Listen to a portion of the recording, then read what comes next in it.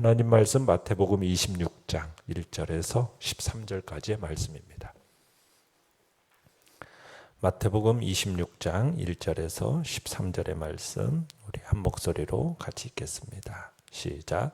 예수께서 이 말씀을 다 마치시고 제자들에게 이르시되 너희가 아는 바와 같이 이틀이 지나면 유월절이라 인자가 십자가에 못 박히기 위하여 팔리리라 하시더라. 그때에 대제사장들과 백성의 장로들이 가야바라 하는 대제사장의 관정에 모여 예수를 흉계로 잡아 죽이려고 의논하되 말하기를 밀란이 날까 하노니 명절에는 하지 말자 하더라. 예수께서 베다니 나병 환자 시몬의 집에 계실 때에 한 여자가 매우 귀한 향유 한 옥합을 가지고 나와서 식사하시는 예수의 머리에 부으니 제자들이 보고 분개하여 이르되 무슨 의도로 이것을 허비하느냐 이것을 비싼 값에 팔아 가난한 자들에게 줄 수 있었겠도다 하거늘 예수께서 아시고 그들에게 이르시되 너희가 어찌하여 이 여자를 괴롭게 하느냐 그가 내게 좋은 일을 하였느니라. 가난한 자들은 항상 너희와 함께 있거니와 나는 항상 함께 있지 아니하리라. 이 여자가 내 몸에 이 향유를 부은 것은 내 장례를 위하여 함이니라. 내가 진실로 너희에게 이르노니 온 천하에 어디서든지 이 복음이 전파되는 곳에서는 이 여자가 행한 일도 말하여 그를 기억하리라 하시니라. 아멘. 오늘 말씀의 제목은 복음을 위한 낭비, 천국을 위한 준비라는 제목으로 말씀을 나눕니다. 예수님께서는 이스라엘 지도층을 향하여서 참으로 여러 가지를 전하고 가르치셨어요.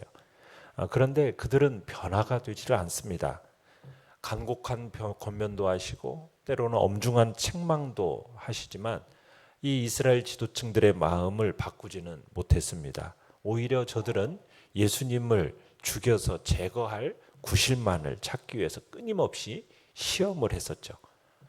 이미 마음을 닫아버리고 돌이키기를 거부하고 불신앙의 길을 고집한 것입니다. 그런 저들을 보시고 예수님께서는 탄식하셨죠. 이스라엘의 멸망을 예고하셨습니다. 하나님께 반역하는 역사가 조상적부터 지금까지 이어져 왔고 그리고 앞으로도 변함이 없을 것이라고 알리시면서 이 세대의 이스라엘이 이 반역의 역사에 대해서 책임을 질 거라고 그래서 망할 거라고 말씀을 하십니다. 제자들은 이런 엄청난 일이 벌어지게 되면 이 땅의 역사가 더 이상 계속되지 못하고 종말을 고하게 될 거라는 생각을 하게 됩니다.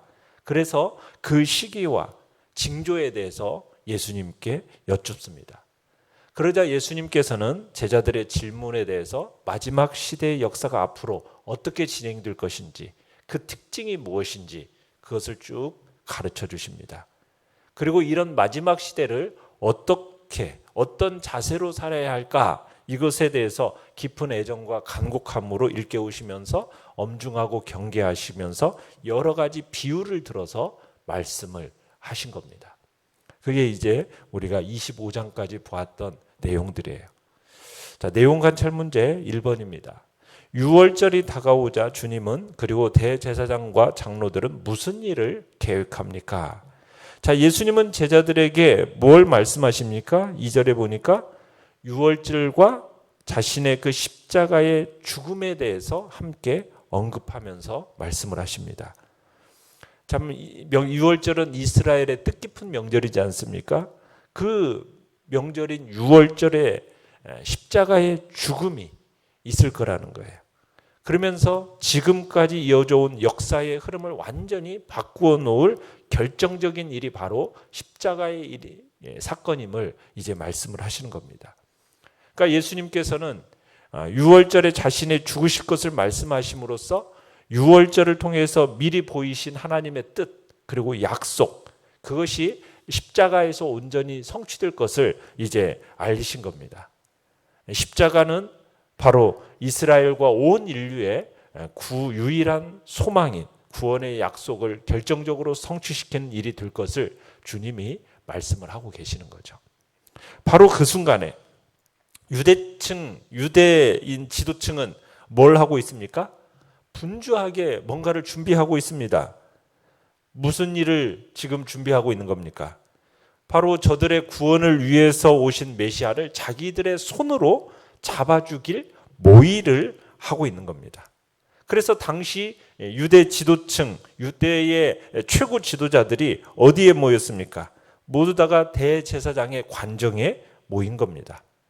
4절의 보처럼 흉계로 잡아 죽이려고 의논을 하고 있는 겁니다.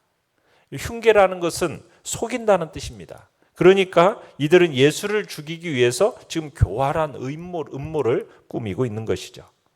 자, 그런데 그들이 이곳에 모여서 의논을 하고 결정을 내린 사항이 5절에 뭐라고 나와 있습니까? 밀란이 날까 하노니 명절에는 말자. 이것이 그들의 결정사항이었습니다. 여기서 말하는 명절은 뭐예요? 유월절이에요. 유월절이라는 것은 전국에 흩어져 있던 유대인들이 예루살렘으로 모두 모이는 날입니다. 사람들의 이목이 한 곳에 집중될 수 있는 여건이 조성되기도 하고 또 예수를 따르는 무리들이 많이 몰릴 가능성이 있는 거예요. 괜히 이날에 예수를 잡아서 죄를 뒤집어 씌워 죽게 한다면 큰 소동이 벌어질지 알 수가 없는 겁니다. 그래서 그들은 회의 끝에 결론을 내린 겁니다. 무슨 결론이요? 유월절은 피하자는 거예요. 유월절은 피해서 예수를 죽이자는 겁니다. 자, 그런데 여러분, 이들의 이런 계획과 상관없이 주님은 앞에서 뭐라고 하셨어요? 유월절 날 자신이 십자가에 못 박혀 죽게 될 거라고 얘기하신 겁니다. 그리고 주님의 말씀대로 이루어져요. 뜻밖의 예수님의 제자인 가룟 유다에 의해서 이 유대 지도층들의 계획한 일정들이 취소가 되어지면서 예언되어진 그날에 그 모든 일들이 성취되어지게 됩니다.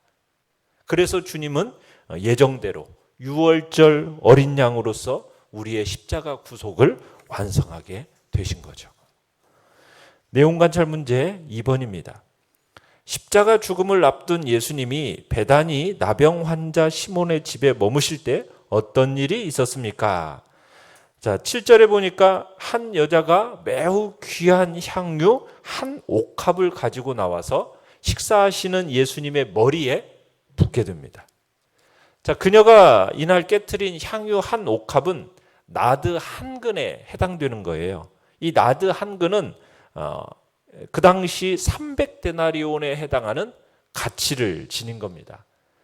데나리온이라는 거, 한 데나리온이라는 것은 그 당시 노동자들의 하루 품삯이지 않습니까? 그러니까 이 한 옥합은 1년 노동자의 1년치 임금과 맞먹는 그 정도의 가치를 가진 향유인 겁니다. 그런데 그 향유를 예수님의 머리에 붓는 사건이 지금 이 집에서 일어난 거예요. 수천만 원어치의 향유를 한 번에 그냥 쏟아 부어버린 거죠. 연구와 묵상 문제 3번입니다. 여인의 행동을 보고 제자들의 분개한 이유는 무엇이라고 생각합니까? 자, 제자들은 이 여인의 행동을 보고서 어떤 반응을 보이고 있습니까? 분개하면서 책망을 합니다. 이 일은 무의미한 일이라는 거예요. 왜 낭비하느냐는 거예요. 차라리 300데나리온 이상의 값을 받고 팔아가지고 그 돈으로 가난한 자들을 도와줬으면 훨씬 나았겠다라는 거죠. 자, 그러나 이 향유를 부은 여인과 분개한 제자들 사이에는 매우 중요한 차이가 있습니다.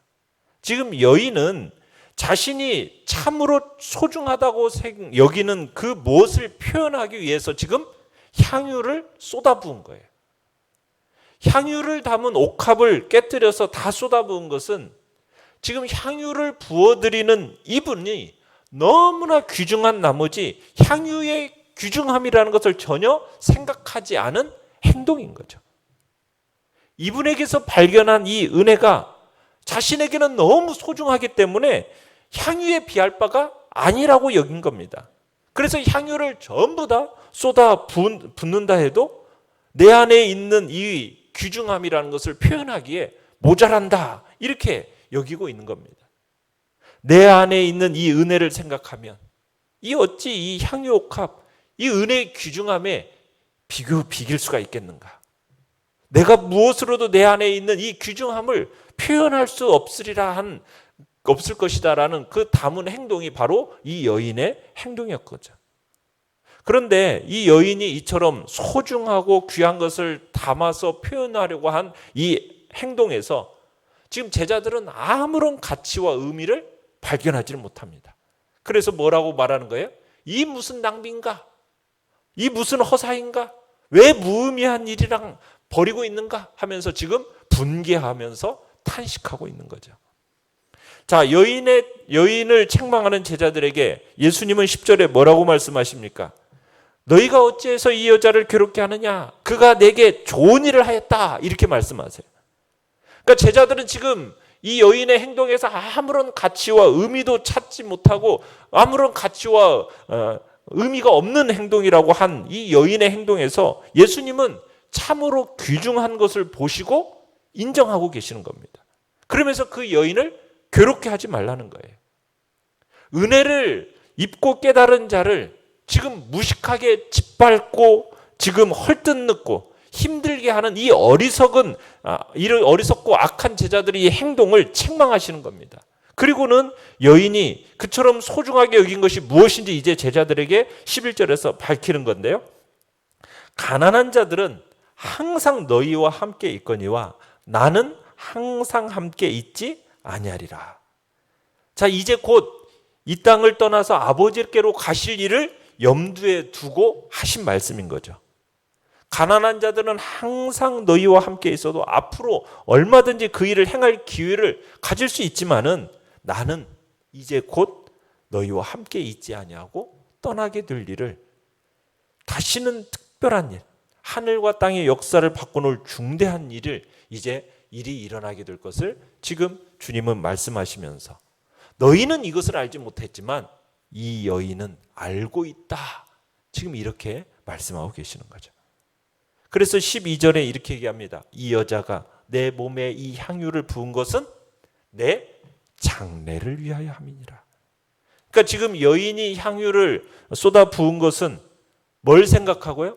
주님의 죽음을 생각하고 행한 일이다. 이렇게 지금 말씀하고 있는 겁니다. 그러니까 여인은 예수님의 죽음 안에 들어있는 이 은혜로운 의미를 알고 있었다라는 거예요. 이것은 여인에게는 너무나 귀하고 소중한 거였던 겁니다. 하나님께서 죄인을 사랑하셔서 독생자로 하여금 죽게 하신 그 사랑이 여인에게는 너무 귀중했던 거예요. 그러니까 그 향유를 다 부은들 내가 그 은혜의 귀중함을 표현할 수 있을 것인가? 그런 마음을 가지고 지금 이 행동을 했다는 거죠. 그런 마음으로 옥합을 깨트려서 전부 쏟아 부은 겁니다. 참 그에 비해서 여러 해 동안 가르침을 받았던 제자들은 그 일을 알지를 못해요. 큰 관심을 두고 있지 않았던 겁니다. 그러면서 모든 자들을 향하여서 예수님이 13절에 이렇게 선언하십니다. 온 천하에 어디서든지 이 복음이 전파되는 곳에서는 이 여자가 행한 일도 말하여 그를 기억하리라. 예수님께서 이 복음이 전파되는 곳이라고 하신 이유는 여인이 지금 예수님이 죽음에서 발견한 내용이 바로 이 복음이었던 겁니다. 그리고 이 여인의 행동은 바로 이 은혜의 귀중함을 표현하려고 했기 때문이에요. 그러니까 여인의 이 행동이라는 것은 당시 상황에서 너무나도 귀하고 특별한 것이었어요. 이스라엘의 지도층과 제자들마저도 그 시대의 흐름을 깨닫지를 못했어요. 예수님의 죽음에 담긴 이 복음에 대해서 무지했습니다. 무관심했어요. 외면했어요. 그런 때에 이 여인은 주님의 그 죽음의 의미를 깨닫고서는 그 귀중함을 간절하게 사모하는 그 믿음을 드러낸 행동을 했던 겁니다. 느낀 점 4번입니다. 대제사장들과 장로들, 한 여인 중 나는 어느 쪽에 가깝다고 느낍니까? 자, 이 한 여인이 행한 일을 왜 성경에 굳이 기록하셨겠습니까? 유대인 지도층이나 여러 해 동안 주님을 따른 제자들마저도 정말 깨닫지 못한 것을 이 한 여인이 깨닫고 믿었기 때문이에요. 복음을 듣고 여러분 은혜를 깨닫는다는 것, 이건 사람의 힘과 재주와 지혜로 되는 것이 아님을 또한 우리가 다시 한번 보게 됩니다. 성경에 능통한 신학자라고 해서 교회에서 여러 해 동안 중요한 직분을 맡아 일하였다고 해서 여러분 복음의 은혜를 깨닫고 믿는 것은 아니라는 거예요. 하나님께서 마음을 열어주셔서 깨닫게 해주셔야 믿게 하시는 은혜를 입은 자만이 믿을 수 있음을 우리에게 보여주고 있는 거죠. 그러니 우리는 주님께서 나로 하여금 깨달아 믿게 해주시기를 구해야 되는 겁니다. 깨달아 믿는다라는 것은 내 힘과 내 능력으로 할 수 있는 일이 아니에요. 그러니까 하나님의 능력과 도우심을 구하고 의지해야 되는 겁니다. 또한 복음은 예수님에 대한 인간의 응답으로서 그 진가가 드러나게 된다는 것을 보게 돼요. 여러분 십자가의 복음의 진리가 아무리 영원한 구원의 진리라고 해도요, 그 진리를 믿고 사랑하고 또 주님께 헌신하고 봉사함으로 그에 응답하는 그 성도들의 행위가 없다면, 그 행함이 없다면 그냥 구호로 끝날 뿐입니다. 그 진리를 믿고 응답하는 사례가 있어야 그 진리가 빛이 나는 거죠. 그 진가가 드러나는 거죠. 예수 그리스도가 경배를 받고 구원받을 구세주인 줄 여러분 사람들이 어떻게 알아요? 그분의 존재의 가치를 어떻게 실증할 수 있습니까? 그건 바로 우리들의 믿음의 생활과 충성된 생활의 속에서 나타나게 되는 거죠. 사람들이 그 모습을 봐야 그 복음이 뭔지를 알고 진가를 발견하게 되는 거 아니겠습니까?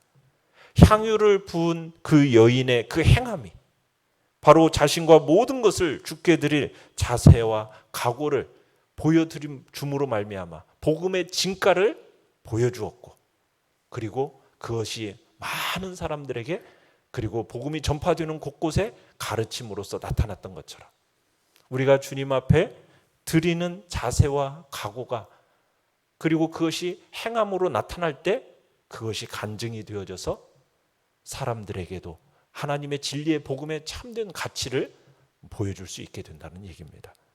그래서 우리는 그 복음에 대해서 우리가 인간의 응답으로서 또한 나타낼 수 있는 그 헌신된 모습이 우리 속에서 나타나야 되겠습니다. 결단과 적용 5번입니다. 나의 판단이 합리적이라는 이유로 남의 생각을 무시하며 마음 아프게 한 일은 없습니까?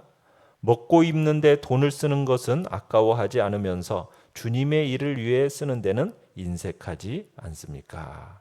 우리가 주님 앞에서 돌아보시면서 또 새로운 결단과 적용을 하시기 바랍니다. 오늘의 기도 같이 읽겠습니다. 시작. 저를 위해 죽음도 마다하지 않으신 주님께 옥합을 깨어 귀한 향유를 드리는 삶이 되게 하소서. 아멘. 말씀을 생각하면서 기도하시고요.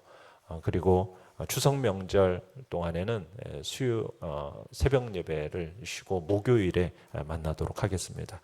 그리고 추석 명절 동안 또 오가는 또 우리 지체들 건강하고 안전함을 놓고 기도해 주시고 또 이번 돌아오는 주일 가운데도 하나님의 풍성함의 역사를 위해서 기도해 주시기 바랍니다. 수요 예배까지 쉽니다. 주여 우리 세 번 부르지